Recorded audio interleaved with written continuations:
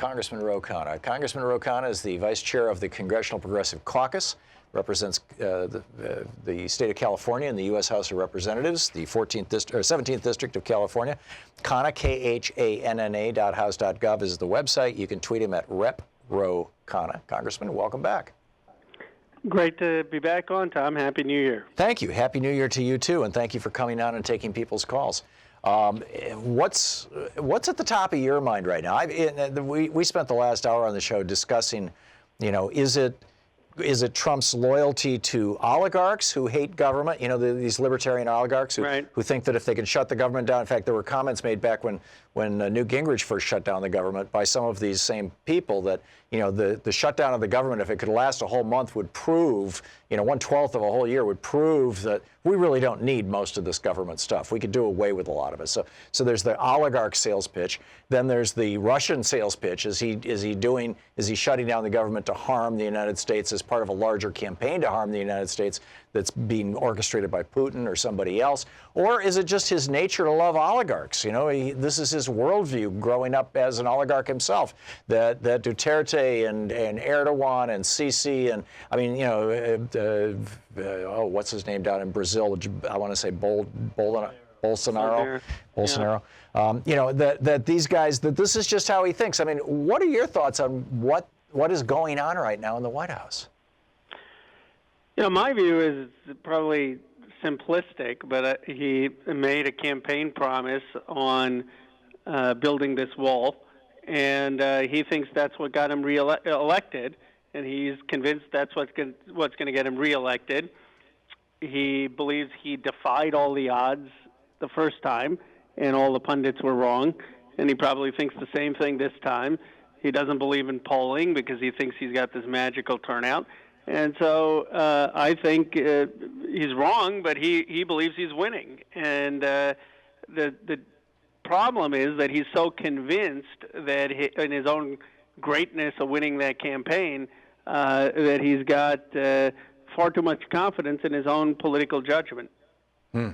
Yeah, well, that's a very straightforward explanation for it all, too. Remarkable stuff. Shall we pick up some phone calls here? That'd be great. Okay, Congressman Ro Khanna is taking your calls for the hour at 202-808-9925. Joe in Cupertino, California. You're on the air with Congressman Khanna. Good morning, Tom. Good morning, Congressman. Democracy's alive and well. I just got back over the weekend from the big, California Dem vote for delegates. It was widely attended. There must have been 300 people there, and we stood in line for 2 hours, and it was the best experience I've ever had. I got to suggest that's something to do. Anyway, when we last spoke, I mentioned to you about the BDS, and you rightfully came out with your own opinion. The next day, though, you came in opposition to PAYGO, and you eloquently quoted Paul Wellstone. I don't need to go into what the quote was, but this Wellstone was very close to me as a young kid coming up, and his death was so tragic. And as we sit here and we talk about what was going on with the Iran-Contra affair and how there was a relationship between Cheney and this that I never got to run to ground. It just makes me sick to my stomach to think that this could be going on again. At any rate, I'm calling to speak to you about House Resolution 438 being forwarded by the Congressman Bergman. Is it Bergman or is it Sherman? Sherman beat Bergman. And Congressman Brad Sherman's a Harvard Law graduate, as you are. He thinks that the case has been made in public, and I agree, that the Democrats need to proceed to the Judiciary Committee with Nedler and start the process, because if the government is shut down for another month, and it appears there's no end in sight, we have 800,000 people whose health insurance is not going to be covered. How else can we force Senator Mitch McConnell to do anything if we don't proactive? Or you can support 438 if it's brought to the paper. Maybe convince Nancy to do this as a way to get the government to reopen without funding any stupid idea of an un-American border. That is ridiculous. As I stood in line. Joe, let's get the Congressman's response. Hey, Congressman. Well, Joe, I appreciate it. First of all, I agree that the president is acting in a way that is abusing his authority. Imagine for a minute if we had a Democratic president, if Bernie Sanders had been elected, and he had said, if I don't get the Republicans to vote for my Medicare for All bill, I'm going to shut down the government. You would have people calling him a traitor on Fox News. You would say that they would be saying this is an abuse of the executive office. There's no reason to set a precedent that a president, for their own political causes, can shut down the government. And Larry Lessig had a great piece about how that's unconstitutional. I do think we ought to challenge that in the courts. I haven't looked at Sherman's resolution. I'll look at it. My view, if you're talking about the impeachment proceedings, though, is that the strongest case of wrongdoing is still going to be made by Bob Mueller. That report is going to come out, in my view, in the next month or two. And I have confidence in Nancy Pelosi and the leadership and Jerry Nadler and judiciary to handle that in a deliberate but expeditious manner. Great. Tom in Chicago, listening on WCPT. You're on the air with Congressman Khanna. Thanks, Congressman, for taking my call. Tom, you too. You do a great job. This is an observation, then a question. I saw something alarming last week during the NFL playoffs. A commercial came on the air, not by any one corporation or any one particular corporation, but on behalf of all corporations.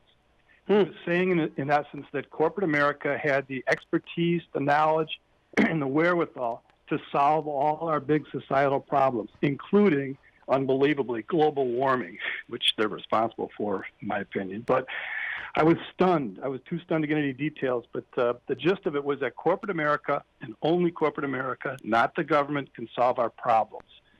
So my question is there anything that the government can do now or perhaps after 2020 to win the marketing war and convince people that the government is a force for good and has done many wonderful things that we all benefit from, like basic science research, which led to the internet and medical advances, interstate highways, man on the moon, defeating Nazism, all that stuff.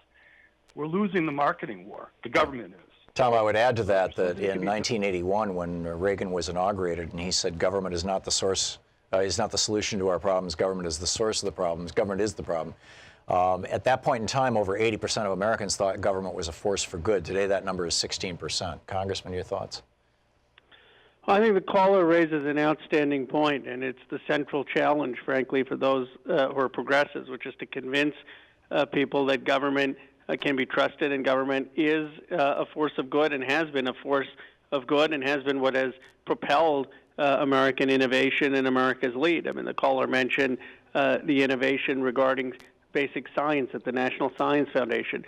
Of the 210 prescription drugs that have been approved by the FDA, every single one of them was funded by NIH research. There is extraordinary work being done at DARPA that basically Silicon Valley wouldn't exist if it weren't for the internet that originally was invented in DARPA and the mouse that originally was invented at DARPA. Yet somehow, and since Reagan, there has been a systematic attack on the role of the government, and I agree with the caller that we've been losing that marketing war to corporations and the private sector. I think a marketing campaign on what the United States government is capable of doing and has done is not a bad idea. I think that should be probably part of an agenda of the next president who does believe in government. Congressman Ro Khanna on the line, taking your calls for the hour. He represents the 17th District of California. He is the vice chair of the Congressional Progressive Caucus. His website is Khanna, KHANNA.house.gov, and you can tweet him at Rep Ro Khanna, REPROKHANNA, Rep Ro Khanna. We'll be back with more of your calls for Congressman Khanna in just a moment.